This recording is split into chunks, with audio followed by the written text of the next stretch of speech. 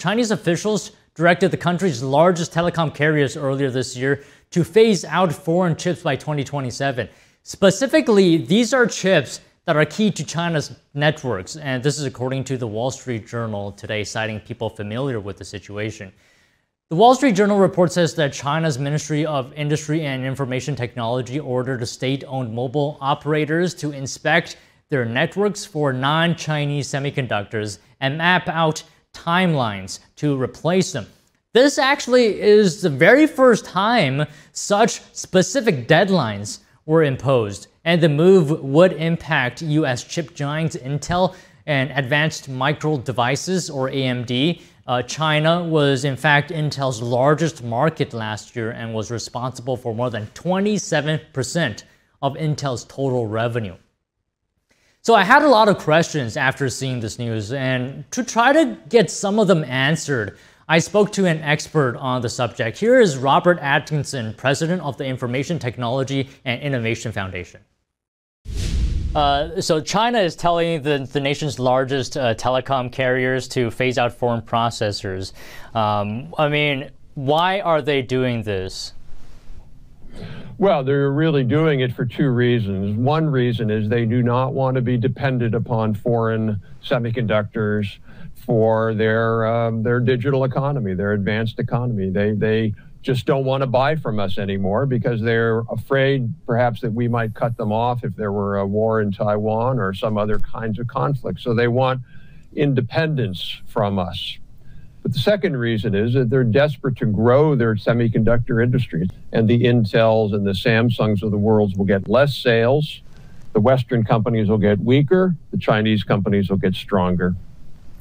Okay, so these processors being used in telecom, what purpose do these processors serve?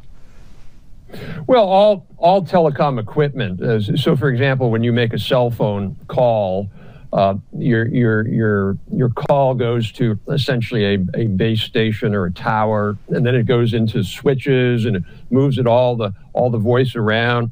Those are all fundamentally powered by semiconductors. Now, what's interesting about that is the semiconductor you have in your smartphone and I have in my laptop here are pretty advanced, and they're getting more and more advanced. You don't need the same level of sophistication in cell phone towers and switches and the like.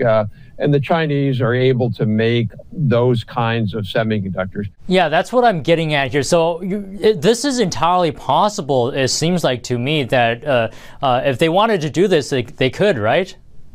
Oh, technologically, this isn't a challenge for them, no.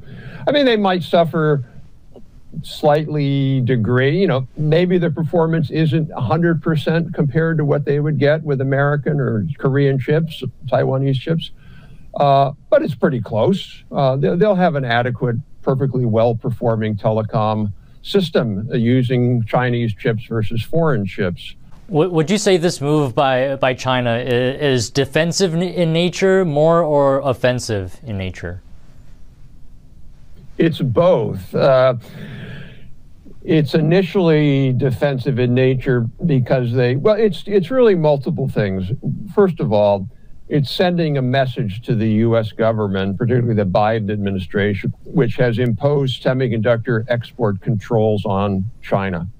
And it's telling them, if you do that, we're going to go all the way, and we're just going to say that the Chinese companies can't buy anything. How do you like that?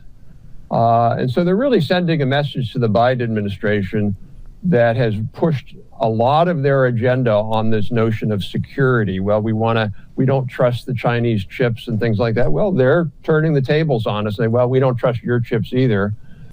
All right, just final question. How worried, if at all, should U.S. be at what China is doing here, and what can the U.S. do?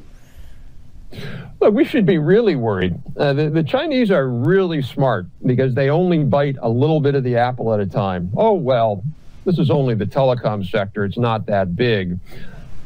But what the Chinese government does is they keep taking more and more bites out of the apple. Finally, one day we'll wake up and all that's left is the apple core. And we're like, wait, what were we doing? Why were we asleep? The U.S. government should be very, very concerned. One thing the government could do would be to limit the exports of Chinese chips because the Chinese are selling a lot of chips at the more mature nodes, what's it called, the more legacy chips that aren't as complicated. But those are massively subsidized, and they're really driving the ability of the Chinese to innovate. We could say we're not going to import those chips. How do you like that? Okay, well, I hope the U.S. does something. But thank you very much for your time today, Robert. My pleasure. Thank you.